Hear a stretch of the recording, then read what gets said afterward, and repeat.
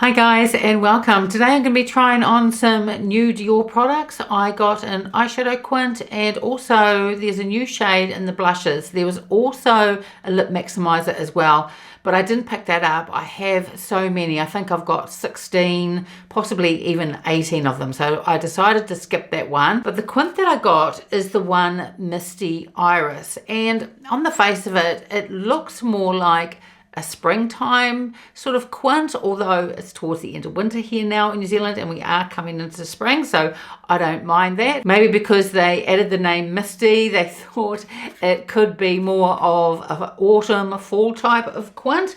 And I haven't tried it yet. I have taken a photo of this in natural light as well, so I'll pop that up later. So trying it out today will be the first time with you guys. So let's start off with primer. My skincare is done for the morning. About 15 minutes ago I did put on another layer of sunscreen, and since this is a Dior video, I'm going to use the Dior Forever. This is the Velvet Veil, and I think I said in my previous video that I'm getting towards the end of this, so I'm going to have to order another one probably later this year. I really love this veil. Now I also have this in a primer that's probably more suited for normal to dry skin, but this gives a lovely base and I think it's just perfect for those that have combination to oily skin. And for my foundation today, I'm going to use the Dior Forever. This is the Skin Glow one, not to be confused with the one that was released earlier this year. That one was the Hydro Glow. This one still gives a beautiful glow to the skin, but it's not quite as glowy. It hasn't got that type of extra finish as the Hydro Glow. But again, because of my oily skin, this is probably more suited. I can wear this in the summer if I put on a little bit of extra powder, but probably more suited for those cooler months, autumn, winter, and fall. So I'm just going to put one pump of that on the back of my hand, and this goes on beautifully using either a brush or a beauty blender. Today I'm going to put it on using a brush. So I'm just going to use one of my Sonia G brushes. I have quite a few of these, and I've got a couple of this in the size as well. It is in a travel size. Now with this foundation, I don't think I ever did a dedicated video on it, but I have had it for quite a while, and I think Dior do really beautiful foundations, and this is no exception. I think it goes on the skin beautifully. It doesn't settle into my lines, and it has a medium finish, although I've only put on a small amount, so you can share it out if you want to.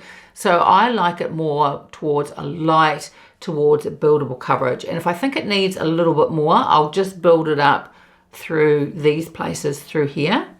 Now I was counting up how many Dior foundations I had. I've also got 1 or 2 cushion foundations from Dior as well, and it's not as many as the Chanel ones that I have. I don't know whether you've seen it yet or not, but I did a video showing all the Chanel foundations that I have, and I have 12 in total, and I show it under the studio lights here and also in natural light as well, and show my skin before I apply makeup and after I've just applied the foundation. So it was a bit of a marathon doing that video, but I've had a really good response from it, and I've also timestamped that video as well, so if you want to skip to a certain foundation you can. So I think the coverage of that is really beautiful. I'm just going to put a tiny bit more on the back of my hand. I'm just going to build it up through here, not that I really need to, but I just want to show you that this foundation does build up really beautifully. So I'm just adding a little bit through there. I'll just put the excess on my chin and just blend that out, because I have a sunspot there. I got laser on it, it wasn't last year, it was the year before, and it never completely faded it. So it's probably a bit late now because we're going to head into spring, but I think next winter I'll have a go at laser there again, and it does work, and I don't find that procedure very painful at all. I can cover it with makeup, it sort of comes through a bit and I don't really mind it, but I think it might be time next winter just to have another go with the laser. So I think that that coverage is just perfect, and I'm going to use the Dior concealer. I have 2 of these. One I've got, I think it might be in 2 or 2.5N. But I did end up, it was probably a couple of years ago now, picking up 2WP, which is the one that I'm using today. And that's the one that I tend to use all the time. And I'm just going to blend out using a Beckham beauty brush. So sometimes I feel like I'm repeating myself every time, saying which brush that I use, if I remember to say it. And then the time that I didn't, and it was only like 2 or 3 videos ago, I get a comment saying, which brush did you use to apply that bronzer? So I think I'll just keep saying which brush that I'm using. I hope that it doesn't sound like I'm repeating myself, but often you get people that are watching your videos for the first time and they're just curious as to which different brushes that you're using. So off camera, eyebrows are done. I've also put on some eyeshadow primer as well, and I also powdered under my eyes. Now for the powder for the rest of my face, I'm going to use one of the new Dior powders. There is one in a matte finish and this one in the radiant, and I did a dedicated video on these probably about 3-4 weeks ago now, and I haven't used the radiant one for a little while, so that's the one I'm going to use today.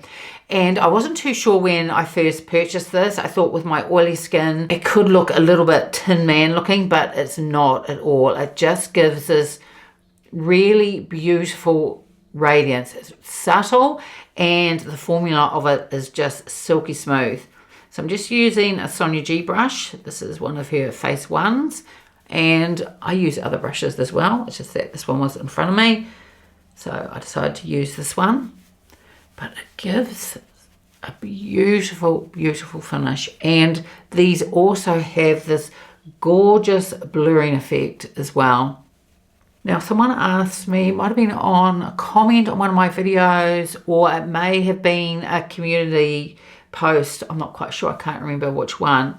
But they asked, do I prefer these powders or the Chanel ones?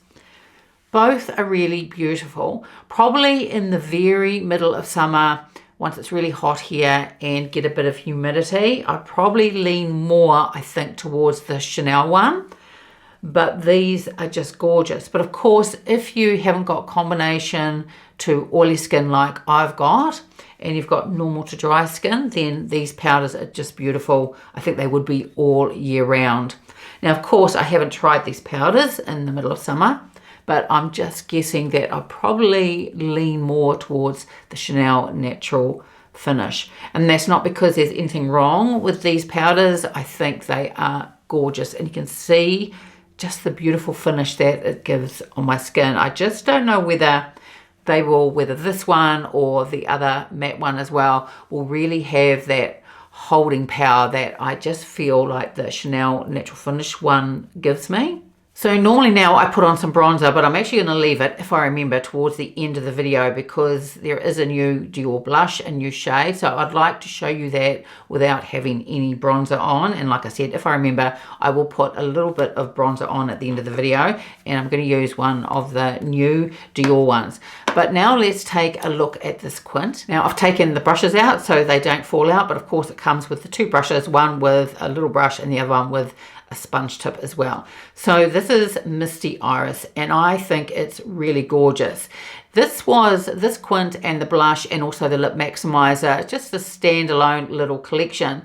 Now online at New Zealand Dior and also on the US Dior as well, it doesn't say anything about this. I think they sit alongside the permanent quints, but on the packaging of this one of note, it does say that it is a limited edition. So I'm not quite sure, but I thought the color story of this just looked absolutely beautiful. So here is Misty Iris up close, and it's gorgeous. Those 2 bottom shades in particular I think are just beautiful. So here is Misty Iris swatched, and it's from the pan left to right, top to bottom, and the middle shade last. So the first 2 shades, they're either toppers or shimmers. I'll have to wait till I see them once I put them on my eye. And the bottom 2 shades, this beautiful lilac color here, this is a satin. And this shade here is a taupey, almost a mushroom type of shade. These 2 are satin. And the middle shade here, it's just a light cream. And that one, it's the only matte in this quint. So let's get into this eye look. I'm going to start off with the shade first. This is the only matte shade in here. And I'd say it looks like a cream. And I'm going to use my Raphael number 14 brush. And what I'm going to do is I'm going to use this shade all over my lid. Now, as I said, I do have eyeshadow primer on. I always wear eyeshadow primer because if I don't, there are no eyeshadows around that will last, and that's because of my oily skin. So with this shade, I'm just going to take it, as I said, all over the lid, through the crease and up onto the brow bone as well. Now, I don't expect the shade to be overly pigmented. I think it's going to be more of a soft look, but of course you can't always tell from swatches. And I thought the bottom two shades actually swatched really well, so they could appear more pigmented once I put them on. So this shade here is more of, it's a pinky type of coral as well. And from the photos, I thought these were pinks, and then of course you've got this gorgeous lilac, and then what I call sort of a mushroom shade here, which I think is gorgeous. Because I was a bit confused about the new shade of the blush, but I think it matches this shade in here. And next I'm going to, I think what I'll do is go into this shade here. This one is a satin. I haven't wiped down my brush. And it is picking up a fair bit of pigment. So I'm going to put this in the outer corner, and I would say these are buildable as well, but I just want to start off fairly slowly. So I'll just go back in again. And they do build really beautifully. This is just a gorgeous shade. Now I'm going to stay with the shade. I'm going to take my Raphael number 3, and I'm going to use this on my lower lash line. So I think the formula is very nice. It's blending out really easily. Now we're going to go into this gorgeous shade here, and I've got the Raphael number 02, and I'm going to place this on the rest of my lid. This is also a satin formula. And I'm just going to take the sponge applicator and go into this shade here. These two shades, they feel when I swatch them in that, and also because you could hardly see them on my hand as well, they feel more like a topper shade. And I'm just going to place that through here, and it just gives this really beautiful sparkle, really pretty ethereal effect. And finally I will use the shade, and I'm just going to put a bit of this on my lower lash line. This is the shade that has probably more peachy coral, a little bit of pink in it maybe. But I'm just going to place it through here. And I think also I'll put a little bit of this in the same shade in the inner corner as well.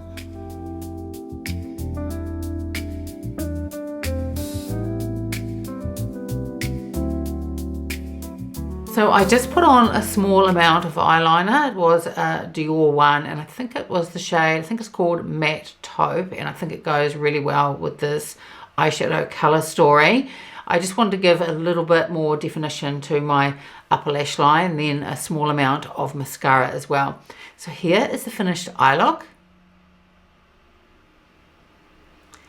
And it is very, very pretty on. It's very soft. As I said at the beginning of the video, I don't know whether it's really an autumn fall look, maybe a little bit with this deeper shade here.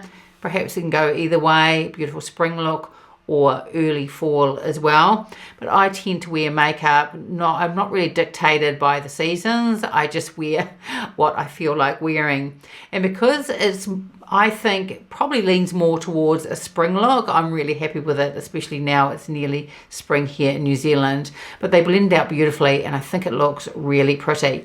So now let's take a look at this new shade of Dior blush, and this is called Peach Corolle, and it's number 732. And what I've done is I've pulled out 2 or 3 Dior blushes that I've got, and just to determine how peach or coral or perhaps a little bit of pink this one has in it. And this one, I think, because they have different formulas, and this one is supposed to be a satin formula. So here is Peach Corolle, and it does look quite pretty, and it does remind me of that shade that I was pointing out in the quint as well, because as I was saying, I couldn't quite understand why they released this and the quint at the same time, but now because of that shade on the upper part of that eyeshadow quint, it matches that. Of course, that was a topper or shimmer, whereas this one is satin, but definitely a similar color story there. So next I pulled out a blush, and it was a holiday from a couple of years ago, and you can see that is a definite coral, whereas this one here is a very soft peach, and I think it almost like it has a tiny little bit of pink in there as well. This one here is the shade Solange, and I think over in the States it's called Grige, and this one is definitely deeper. You can see how soft this new one is. I do think the new one is going to look really pretty on. And here is a swatch of the Peach Corolle on, so you can see it is a very soft shade. Now, because the shade is so soft, I'm actually going to go in with a synthetic brush. This is a Chanel one. And do a good swipe in the palette there.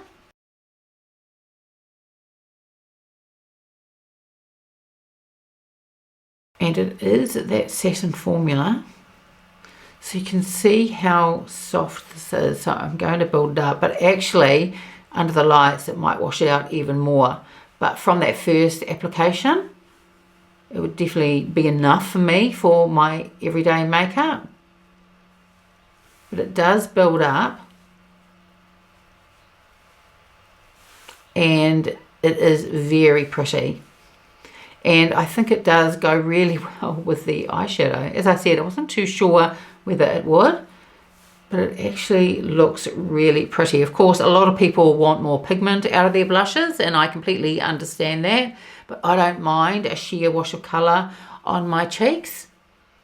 And this is buildable to a degree. You're never going to get that punch of colour. But it is, I find it is building up. It blends out really beautifully.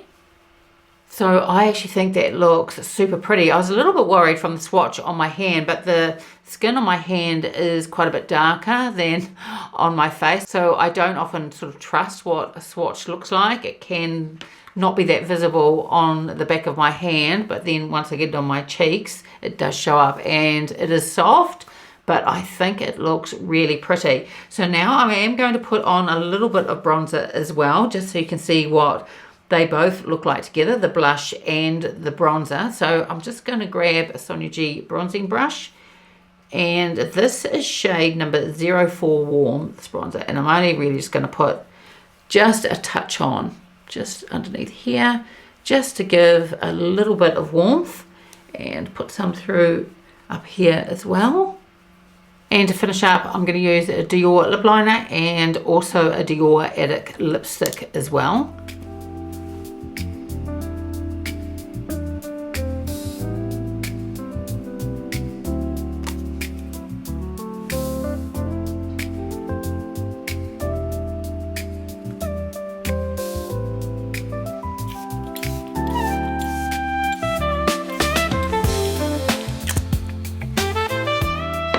So here is the finished look, and I think it is really pretty. The foundation is looking really, really good, even with that radiant powder that I used. I don't feel like I need to powder again, and I probably won't for the rest of the day, but that's because it definitely is cooler today, and it's not quite getting to the warm temperatures of spring yet.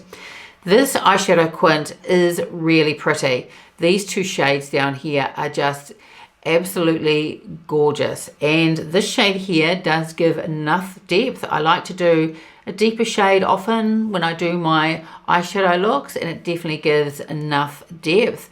Now sometimes with Dior eyeshadow palettes, I do find only this middle one was matte, and I find sometimes when you've got satins and then you've got toppers and some shimmers as well, that it can end up looking a little bit too much on my mature eyelids.